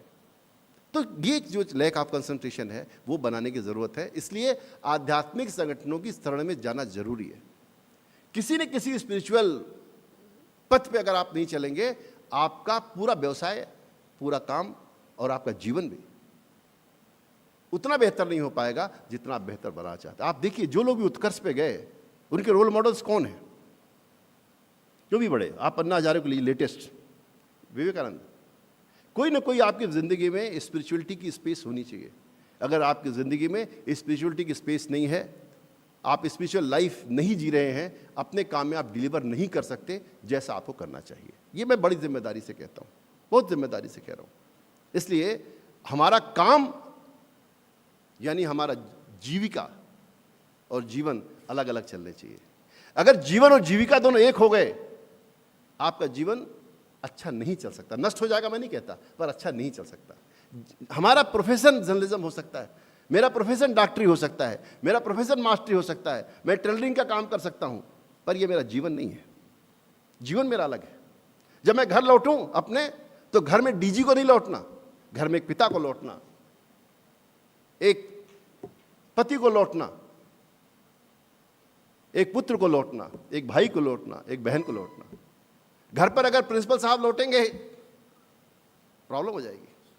घर पे अग्रवाल साहब एक पिता की तरह जाएं, एक पुत्र की तरह जाएं, एक भाई की तरह जाएंगे, दुनिया में अच्छा रहेगा। क्योंकि ये चीजें स्थायी नहीं है। आज है प्रिंसिपल है, कल प्रिंसिपल नहीं रहेंगे। आज मैं डीजी हूं, अगले साल बाहर किया जाने वाला हूं। अब जो चीज होनी रहनी ही नहीं मेरे पास, उसको लेके मैं पागल हो रहा हूं, तो मेरी तो बैंड बजनी तय है। क्या बजेगी बच्चों? बोलो। बैंड, ताली नहीं बजेगी, बैंड बजेगी। तो ये ध्यान रखिए इस बात को। हमें अपने को जमीन पे रखना है, सोसाइटी को लौटाना है। हम इतने भाग्यशाली लोग हैं, लोटस टेम्पल में बैठकर एसी चल रहा है, इतने ज्ञानी लोग बैठे हुए हैं, सब इतने विद्वान लोग बैठे, इतने सुंदर कपड़ों में बैठे हुए हैं। क्या हिंदुस्तान यही है? आप सोचिए कितने प्रिविलेज हैं आप। रामानुजम कॉलेज में एडमिशन हो गया, प्रमोद जी आईएमसी में नौकरी कर रहे हैं, नीलाक्षी मैडम बिल्कुल यहाँ पे इतनी बड़ी इसकी बॉस है, विनीता मैडम एचओडी हैं। कितने लोग को ये प्रिविलेज प्राप्त होता है? इतना बड़ा हिंदुस्तान है। स्कूलों के भवन नहीं है, पानी सिर पे टप टप आ रहा है, इस फर्नीचर नहीं है, बैठने के इंतजाम नहीं है, किताबें नहीं है, इस तरह की पानी की बोतलें नहीं है, गिलास भी घर में नहीं है, खाने के लिए राशन नहीं है, वो भी चल रहे हैं।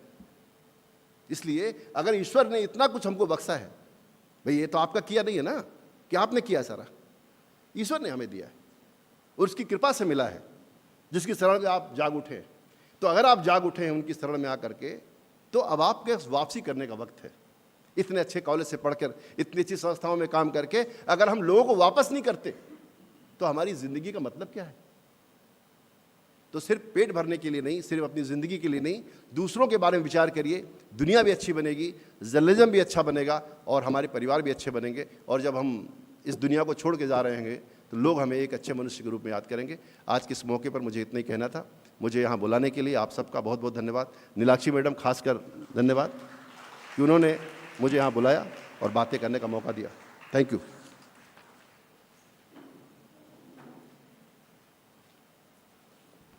बहुत बहुत धन्यवाद संजय द्विवेदी जी। आपने हर एस्पेक्ट, ज़िंदगी के हर एस्पेक्ट और जर्नलिज्म के हर एस्पेक्ट को डिस्कस किया और मैं समझता हूँ यंगस्टर्स के पास काफ़ी इन्फॉर्मेशन गई होगी कि सोशल मीडिया और नॉन जर्नलिस्ट एक्टिविस्ट उन सब से कैसे बच के रहना है। ये एक सवाल भी है और सॉल्यूशन भी है। और उन्होंने बेसिक जो बात की वो value based society and media, value based society and media.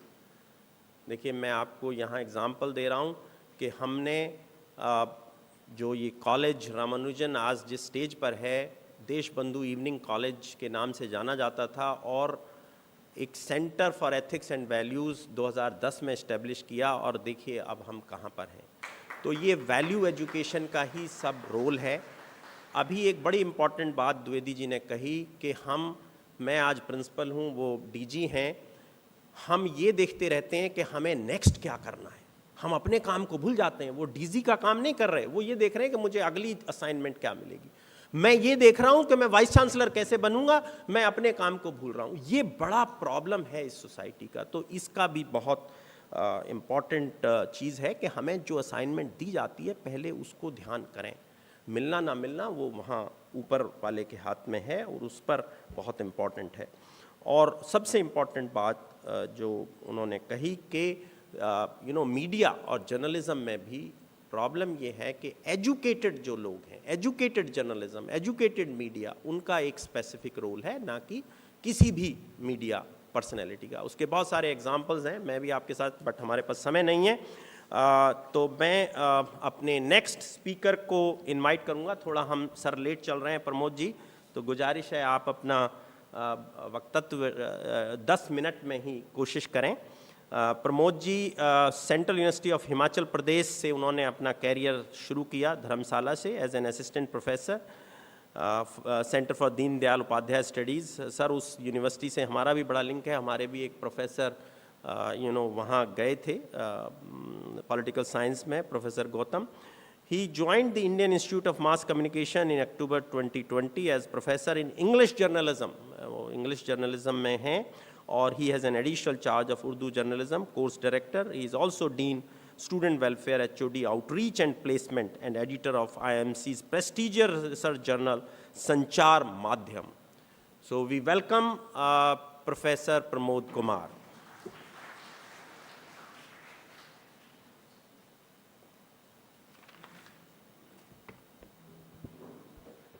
Thank you Agarwal साहब।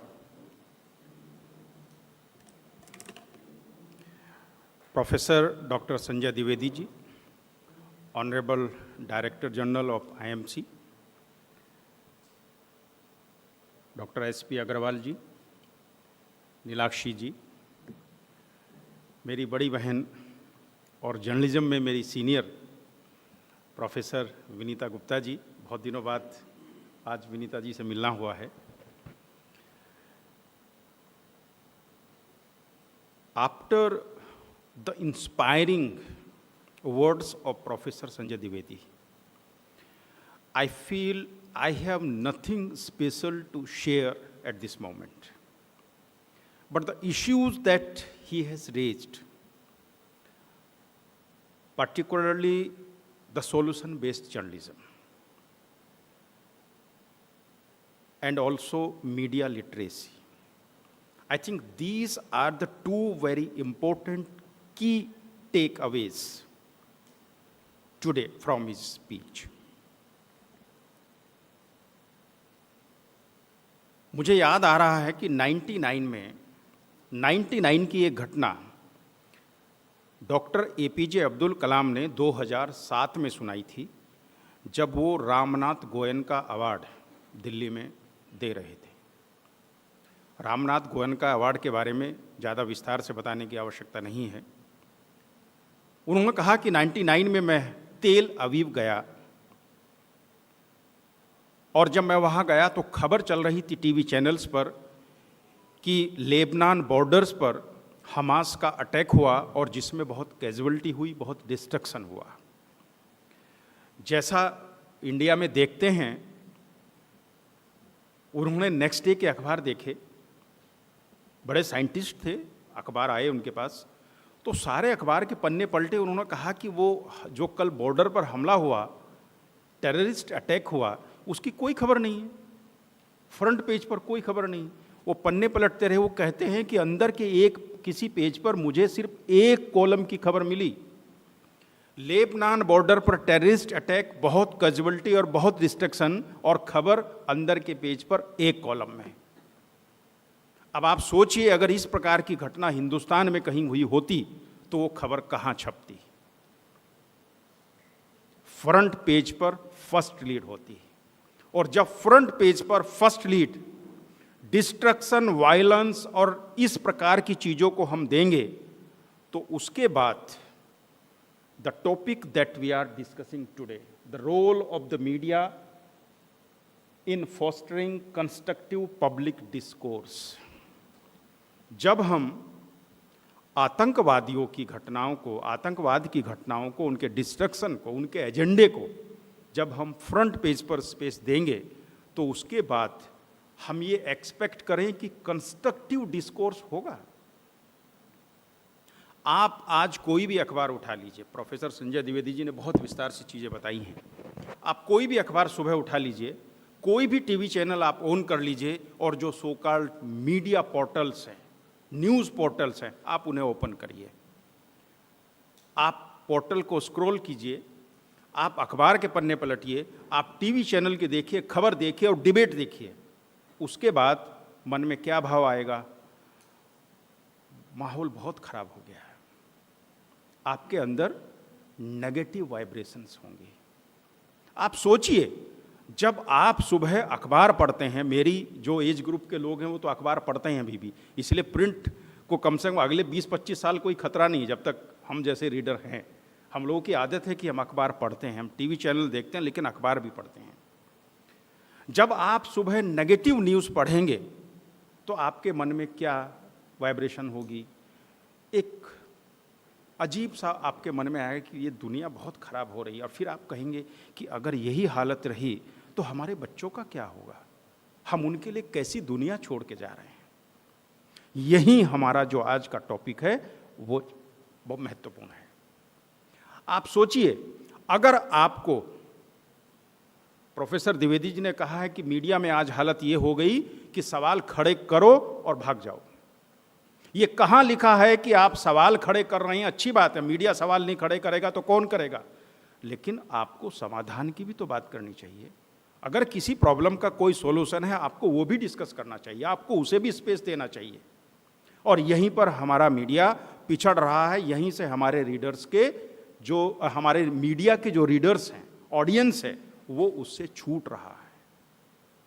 इस पर हमें बहुत गंभीरता से सोचने की जरूरत है। आप सोचिए, अगर सुबह हमें कोई ऐसी खबर पढ़ने को मिलती है कि कोई एक व्यक्ति, इंडिविजुअल या ऑर्गेनाइजेशन के रूप में कोई आदमी कोई रचनात्मक काम कर रहा है, लोगों में कोई कंस्ट्रक्टिव एक्टिविटी कर रहा है, तो वो पढ़ने के बाद हमारे मन में आएगा, चलिए कुछ लोग अच्छा काम कर रहे हैं। आपको थोड़ा और प्रभावी तो आपको लगा कि हमें ऐसे लोगों को सपोर्ट करना चाहिए, और अच्छी प्रेरणा मिल गई तो आप कहेंगे हमें भी ऐसा कोई काम शुरू करना चाहिए। सिर्फ खबर ही तो है, आप जो खबर पढ़ रहे हैं अखबार में, वो खबर आपको पॉजिटिविटी की ओर भी ले जा सकती है और आप में एक अवसाद भी पैदा कर सकती है। आपके अंदर एक ऐसा माहौल पैदा कर देगी जिससे आपको लगेगा कि दुनिया में कुछ अच्छा बचा ही नहीं है। ये खबर की ताकत है। और आज मीडिया में अगर हमें एक पॉजिटिव डिस्कोर्स, कंस्ट्रक्टिव डिस्कोर्स अगर हमें खड़ा करना है, तो हमें आज मीडिया को जरूरत है कि वो अपने रीडर्स को एक कंस्ट्रक्टिव एजेंडा दे।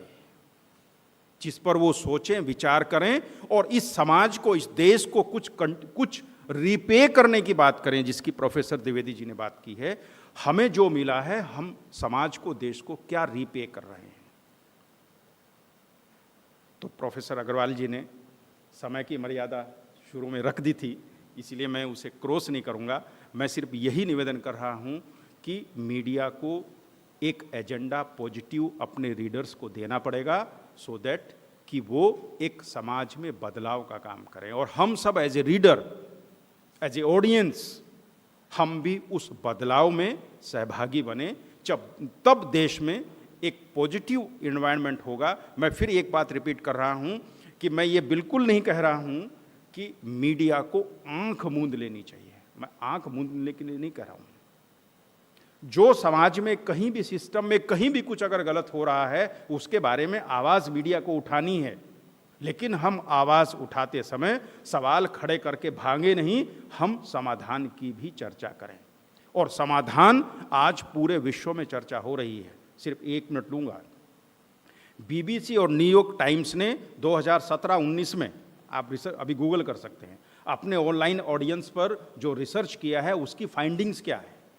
लोग पॉजिटिव, कंस्ट्रक्टिव खबरें पढ़ना चाहते हैं और बीबीसी ने अपना पैटर्न चेंज किया। आज वहां पर पूरी स्पेशल डेस्क है पॉजिटिव सॉल्यूशन जर्नलिज्म के लिए। भारत में एक अखबार है हिंदी का, उसने एक कैंपेन शुरू की है, नो नेगेटिव मंडे। आप बताइए कितने लोगों को नाम याद है उसके, जरा हाथ उठाइए एक बार।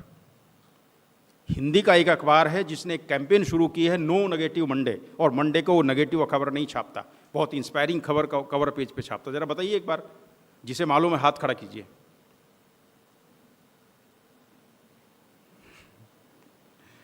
उसका नाम है दैनिक भास्कर। कई साल से वो कर रहा है। ऐसे लोगों के, ऐसे संस्थानों के बारे में, ऐसी संस्थाओं के बारे में हमें जानकारी होनी चाहिए। एक दूसरा अखबार है दिल्ली में जो छापता है एडिटोरियल पेज पर, मंजिलें और भी हैं, उसका नाम है अमर उजाला। और एक अखबार है दैनिक जागरण जो इस प्रकार की कंस्ट्रक्टिव खबरों को फ्रंट पेज पर फर्स्ट लीड बनाता है। फर्स्ट लीड सिंगल कॉलम में खबर को शुरू करता है, अंदर विस्तार से खबर देता है। जो लोग इस प्रकार के प्रयोग कर रहे हैं उन्हें हमें प्रोत्साहित करना चाहिए।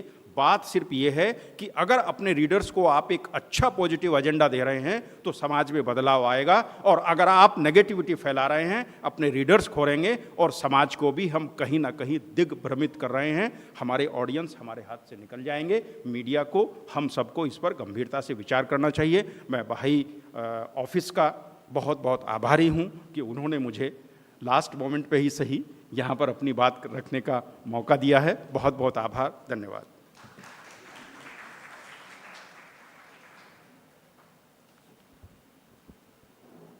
Thank you, Professor Kumar.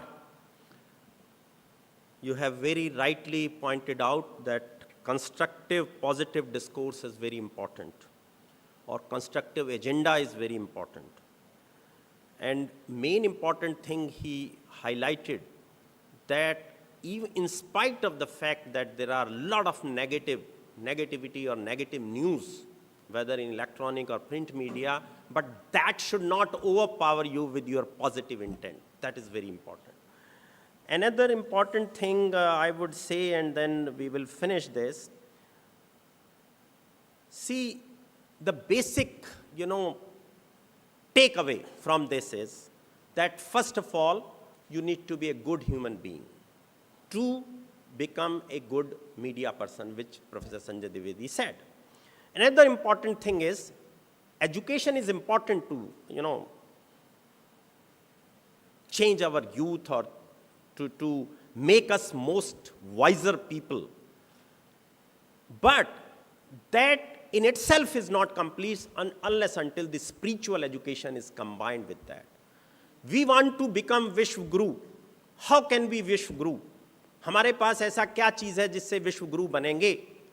वो है स्पिरिचुअल एजुकेशन। तो कैसे ये जो साइंटिफिक एजुकेशन है, सोशल साइंस एजुकेशन है, कॉमर्स एजुकेशन है, इसके साथ स्पिरिचुअल एजुकेशन को कंबाइन किया जाए, उसी तरीके से जर्नलिज्म की जो क्वालिफिकेशन है उसके साथ स्पिरिचुअल जर्नलिज्म और एथिकल जर्नलिज्म कंबाइन किया जाए, तभी हमारी कोई बात वर्ल्ड में सुनेगा और हमें मानेगा कि हम वाकई में ही विश्व गुरु हैं.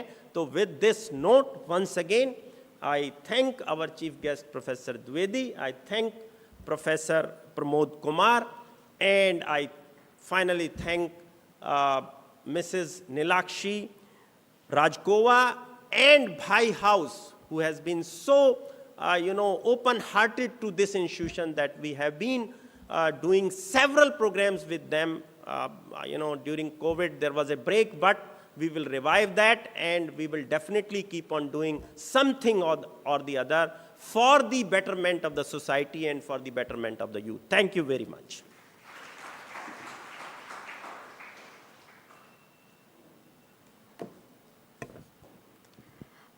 The inaugural session comes to an end, and it was definitely filled with multiple thoughts and a lot of different insights. So to put forth such views, we would like to thank our esteemed speakers and would like to felicitate them as a token of gratitude, a small memento. So to begin with, I would like to call upon Dr. S.P. Agarwal to felicitate our guest of honor, Professor Sanjay Dwivedi, who's the Director General of Indian Institute of Mass Communication.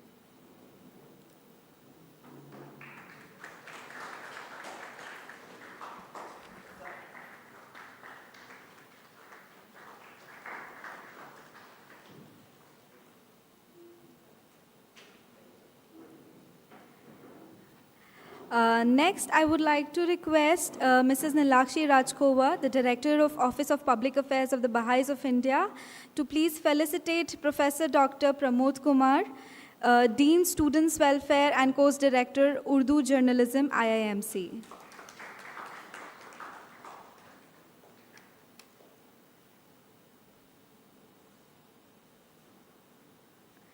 Now I would like to request Mrs. Carmel Tripathi, the Director of Office of Public Information, Baha'i House of Worship, and Office of Public Affairs, to please felicitate Dr. S.P. Agarwal to chair the session.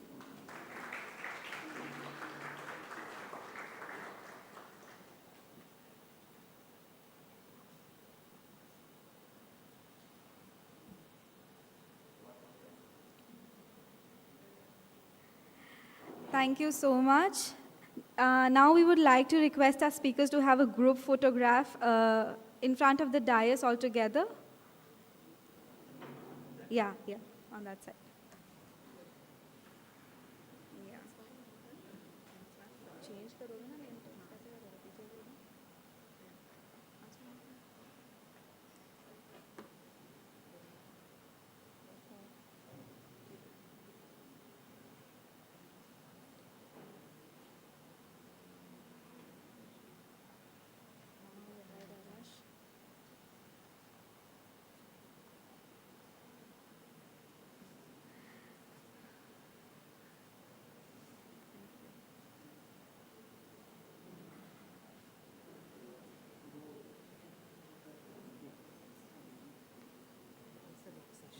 Okay.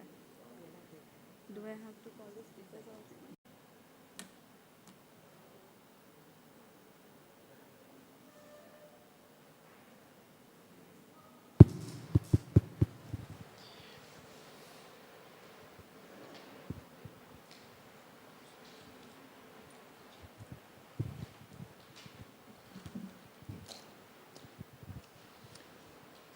Thank you so much, Mona, and it's a privilege to be here and to be able to be part of this very distinguished group of friends and colleagues and media practitioners, media educators, who are here to deliberate on a very important theme. I think we are all here because we recognize the significance of the subject.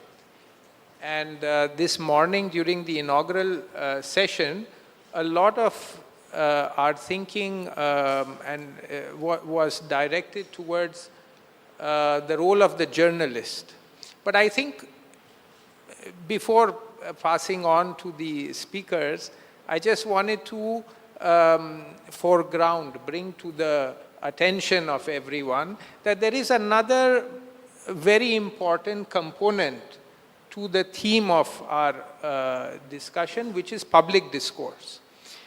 And I think perhaps that is also a theme that we need to take very seriously and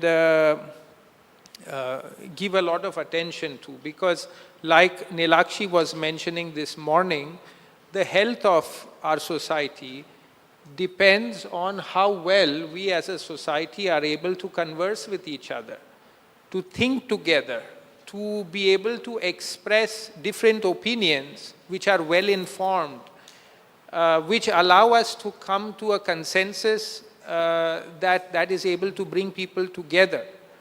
Public discourse has a role, extremely important role in our democracy, not just in the sense of informing policy, but also in bringing the diverse elements of society together.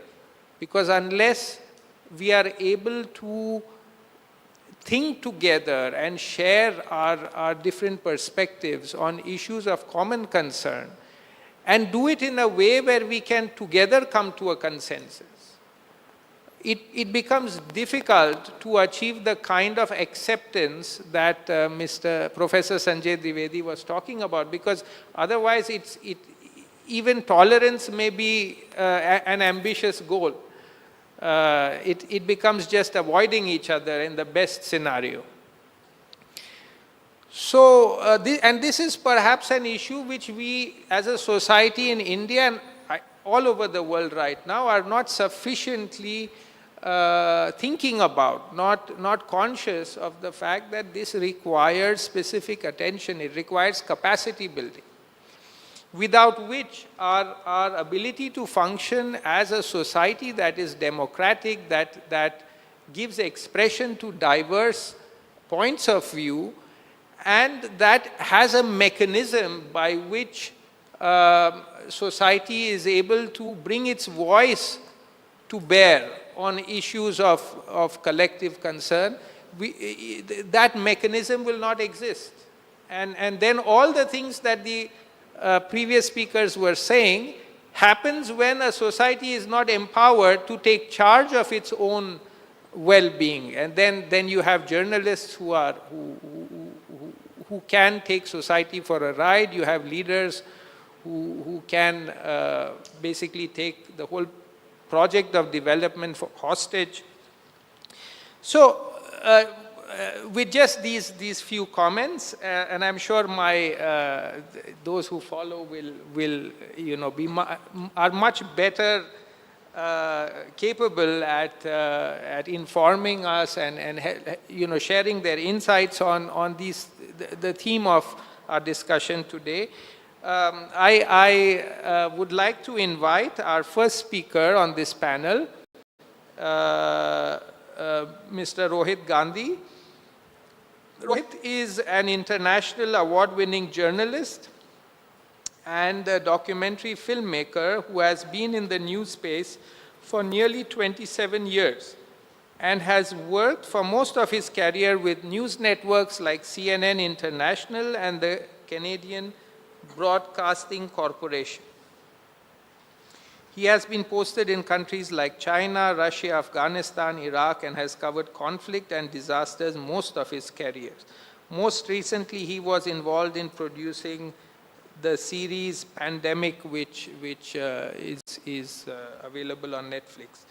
So, before handing over to Rohit, I would like to request our speakers to try and stick to the 15-minute time limit, because we are a little bit, off schedule. And also, I would like to request our participants. This is public discourse in action. So remember, you are part of this as much as the speakers. You're not just here to sit passively and, get a day's attendance and then go back. The purpose of this gathering is incomplete without your participation. So please make note of your questions, your comments, to what the speakers are saying. And we have time, not a lot of time, but some time in between and at the end where we will have discussion. Over to you, Rohit.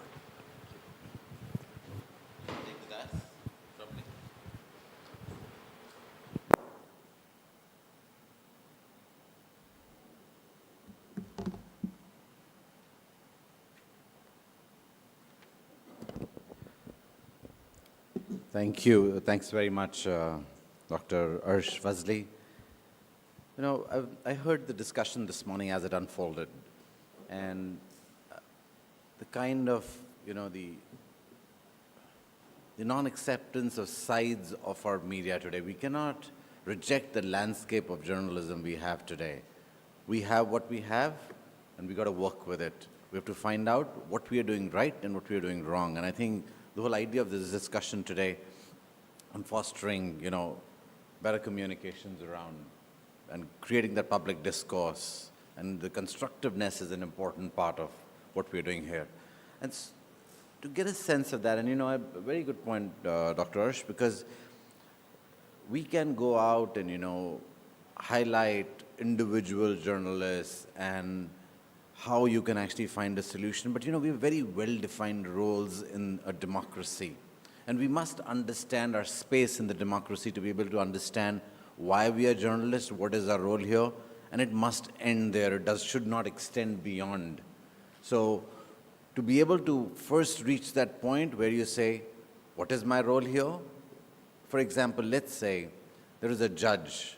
The judge's role is a case is presented to him or her. They make a call on these are the presented facts. They now decide this is the punishment or this is rejected, this is accepted. Their role ends there. There are other parts that take over. Similarly, journalism in itself has a very, very organized part in a democracy. And knowing where your role starts and where your role ends is a very important part of that journalistic landscape. We should never forget that. I'm going to, you know, brace the whole discussion today, starting with a little background. You know, I started the business when about 1993. There were only 19 English television journalists in that country at that time. We used to have one television network. You could pick up each journalist's credibility, and they were spotless. Today, that landscape is far from that. And I think it's a very important part of what the journalism that you see and the abilities that it, you know, leverages itself seeing is because of the quality of the talent that we see on the ground. And I think that's something we all need to focus on. That means our education system, the first panelists were all from that side, and you got a sense of the kind of quality of education they were delivering. Gives you a real sense of what's required to start with. Education, consultation, collaboration, all very essential parts of all of that. And so I think a public discourse in the creation will, at the end of the day, be based on the talent pool that you have of people taking that forward. And I think that's a very important part of, we should think about fostering better communication, but if you don't have the right talent pool to do it, then it's going to be a challenge area for, you know, delivering that. The talent pool also then should stand on the basis. For example, let's look at 1993 when I started out. There was a Hawala scandal in this country. The Hawala scandal was based on a Jain Hawala diary, which had just notings against each politician's name of how many crores they'd gotten from a businessman. And each of those politicians was called to court, whether they were sitting in power, some of them were sitting ministers, or they were, you know, politicians of opposition. We as journalists could question. We as journalists could, you know, stand up and ask those politicians point blank whether they were in power or out of power, those questions. Today, that's one of the biggest challenges what has happened. And I'm highlighting these challenges before we get to the point of discussing how will we foster, how will we create a more constructive landscape for journalism? What is our role in creating a good public discourse? To create that good public discourse, we'll first have to make sure that we challenge the ones that need to be challenged. And that's going to be part of who we are as journalists. Now, today, the landscape's fairly compromised. Let's recognize it to start with, because if the landscape was not recognized, it was not compromised the level it is compromised at, we wouldn't have the social media we have today. Now, I will also bring that up a bit later about how we cannot reject that social media, but also why it's an essential part of where we are today. We cannot reject all of social media and say, this is gone, forget it, we're not interested in it. Editorial spaces are sold. Most corporates own those media spaces, and they're directly aligned with governments. And that in itself becomes a challenge. And that brings us to a point where journalism professionals need to be even more upright. They need to be able to stand up to people in power and say, I'm sorry, this is wrong and this is right. That whole patting the back attitude is a problem. I see many journalists in this country which carries, Z category security, because they're so compromised, they're constantly scared that people are going to be attacking them. It's not just one group or the other. All my life, most of my life, I traveled through war zones of the world, whether it was Pakistan, whether it was Afghanistan, Iraq. We didn't need to carry weapons. We didn't need to carry security personnel as we went, because when we went in there, the assumption was, based on the history we had, is that we're neutral. We're coming with an open head, we're coming with an open heart to take in the perspectives they'll deliver.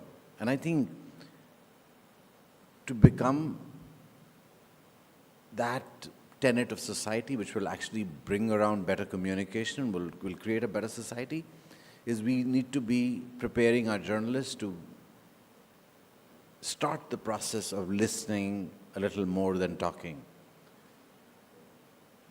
Making sure that the perspectives that we hear from people are incorporated in our final landscape. They could be very, very diverse opinions, and that's the whole idea, is to bring a confluence of those ideas and opinions to, you're almost like, being a journalist is like being in a room full of, let's say, 90% of the people who are all aligned on one side, and there may be two lone people standing in that room.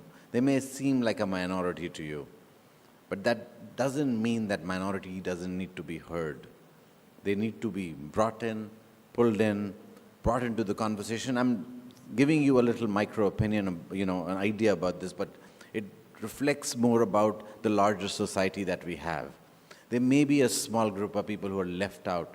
You will never let that person in that room be left out.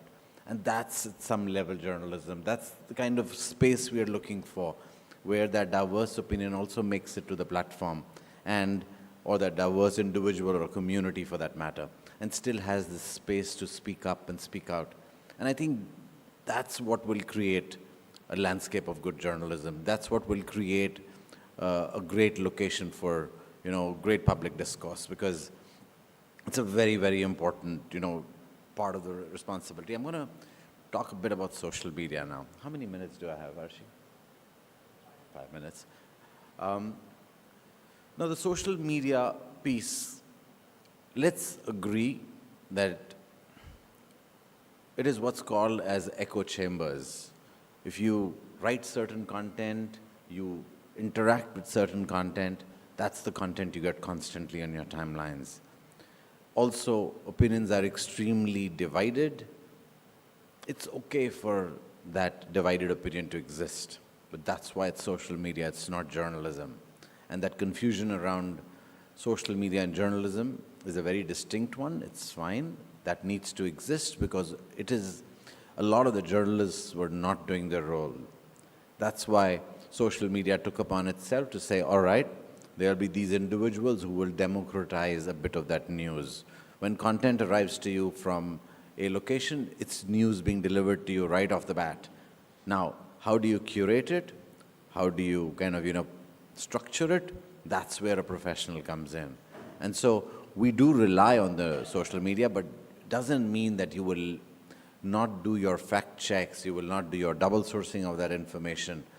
That's your education as a journalist to be able to do it. So let's understand it's going to exist. It's got billions of, users. Let's not reject it. But at the same time, let's make sure that our processes are in place to be able to even incorporate that side. One of the very important parts which I want to bring up again towards, the conclusion of my argument or what I'm trying to talk about is women are left out in the larger landscape of representation.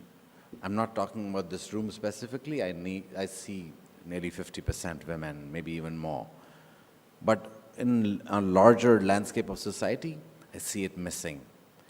Now, that representation of women is going to be a very, very important part of our discussion going forward to be able to help, create a landscape of more fairness.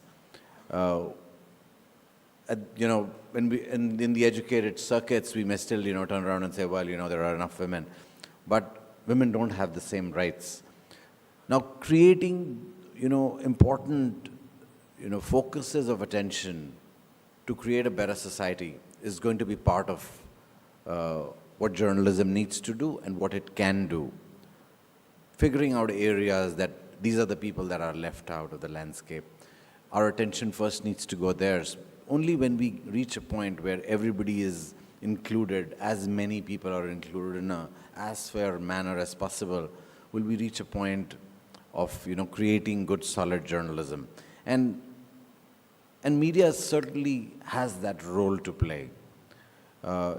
It's an very integral part of that calm strategy. To remember, 80% of all money that aid agencies spend for disasters is spent on what the media talks about. If the media doesn't talk about it, those disasters get left out. Just to give you a sense of how important that piece is. And unless and until we recognize that the ability and its value that it brings to society, we'll not be, doing justice to it. Also, our inability to, then create the quality journalists, making sure that their education is in place in the right form, is also going to be a disservice to, the society we have. So, in my concluding remarks, I'd like to say that media has a very, very important role. Let's recognize it early on. It is, like they say, the fourth tenet of the democracy. It's the pillar. It has a very specific role. People talked about solution journalism today. There are people for those solutions in society. That's why we are structured the way we are. Our role starts at one point and it must end at one point. It cannot transgress into everything else. It cannot become judiciary, tomorrow police, third day, an armed gunman. We start at a point and we end at a point because that whole cycle has got multiple people and multiple parts of it. And knowing your limitations and knowing your extent is a very important part. So I don't want you to get misled when we talk about, that I am the one who's going to identify the problem and I'm going to find you the solution and you will have a hunky-dory society. You don't need any of you at the Baha'i house and you don't need a political group and you don't need the police. That's not what it's going to be. It needs to be, our role must stay as our role. Until then, we will not create a better society. Thank you.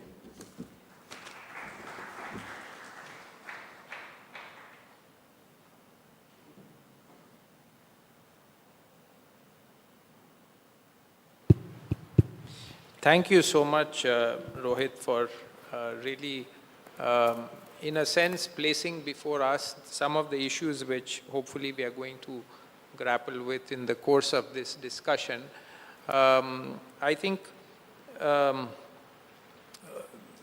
from your comments, I think you kind of highlighted some of the pressure points that journalists face in building a constructive public discourse. The first thing is, of course, to recognize that, like Rohit was saying, we can't be wishful in our thinking about the media landscape. I mean, social media exists, there is technology. The world is changing. It is rapidly changing. It is globalizing. We are kind of functioning in this slipstream. And the question is not, to take an idealistic stand where we should be.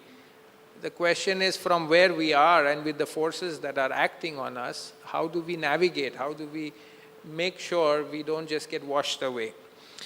And then I think also he helped us see the complexity of the role of the media, because public discourse is really trying to, help society arrive at a consensus on facts. You see, at the end of the day, if we want to build a better world, we have to agree on what the situation of the world is today. Now, one of the challenges in that is not everyone is even at the table to discuss what the facts are. In other words, there's a whole segments of society whose voice is not included, like he talked about women, but then there are many other excluded segments of society. So this is one of the areas where the role of the media becomes extremely important, and then also to ensure that in the pursuit of consensus, one doesn't lose diversity. Like he was saying, you may have two people in a large gathering who think differently, but that is part of the consensus, because in this, there's always this tension between unity and justice, in a sense, that if we want to be one as a society, then we have to bring uniformity, we have to gloss over differences. And again, the media has a role, which I think, as our discussion will hopefully help, maybe just flesh out the complexity. I don't know if we'll get all the answers. So I'd like to invite our next speaker for today, Mr. Rao Narendra Yadav, who is a senior journalist. Should I call you Narendra? Narendra is a senior media and communication professional with more than 17 years of experience in a diverse range of sectors and projects, from print journalism to media training, research development, communications, and capacity building. He began his professional journey with the Times of India as a senior correspondent and subsequently made a transition to the development sector. Over the years, he has worked in areas related to public health, child rights, WASH, environment conservation, urban transport, and sustainable development for several prominent organizations, including UN agencies. So, without taking more time, I would like to invite Narendra to share his comments.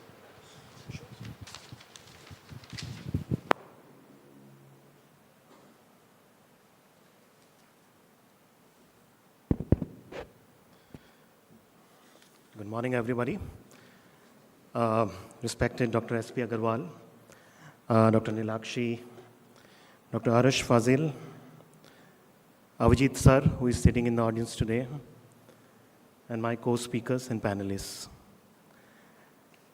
When the invitation came to me to speak for 15 minutes in this extremely important discussion, and when I saw the theme or the topic of this discussion, I had two reactions. The first one was I was a bit nervous, and second, I was a bit scary too. The reason is the topic says the role of the media in fostering constructive public discourse. It indicates that media needs to introspect. And introspection is something which journalists are really scared of. In my last 17 years of media practice in various ways, it has been very difficult to find media houses, and I'll confine my discussion to mainstream media only. I won't touch so much upon the social media, the independent media. Introspection was never a point of discussion in the editorial meetings. So when I was coming here, I thought, this is going to be a very complex and very difficult talk. And I'm here today to express my views, what I think about the topic, and how journalists or media practitioners can actually play a very positive role, a constructive role in furthering a positive social discourse in the country, which is very much required today. A few days back, something unique happened in India, and it was there all over the mainstream media and social media. We've always been reading about the 4 pillars of democracy. So let's say judiciary is the 3rd pillar of democracy. So last week, the 3rd pillar of democracy said that the 4th pillar of democracy is not letting me work. The actual sentence used by the Chief Justice of India was, the 4th pillar of democracy is taking democracy back. Now, out of 4 pillars, if 2 pillars are fighting in the public space, we can see what kind of positive discourse we can construct in that background. And this is actually a very serious matter. Let's not trivialize it. It has been trivialized by mainstream media in the last few days. Maybe perhaps the Chief Justice of India is going to retire in a few days from now. So they're not giving that much importance to what he said. But actually, he has raised a very pertinent point. And that also brings me to another aspect that which Mr. Rohit Gandhi also pointed out. Everyone has a very well-defined role. Media has a very well-defined role in our country. Media is there from, in the independence struggle, we have seen the kind of role media has played. And even today, the media has a very well-defined role. And sometimes, asking difficult questions is the prime objective of a journalist. Let's forget about solutions. There are systems in place. There are people in positions who can look for solutions, who can find out solutions. But asking relevant questions at appropriate time, I think that's the basic role of a media practitioner. That's what I think. Since I have only 10 minutes to speak, I would like to very succinctly divide my talk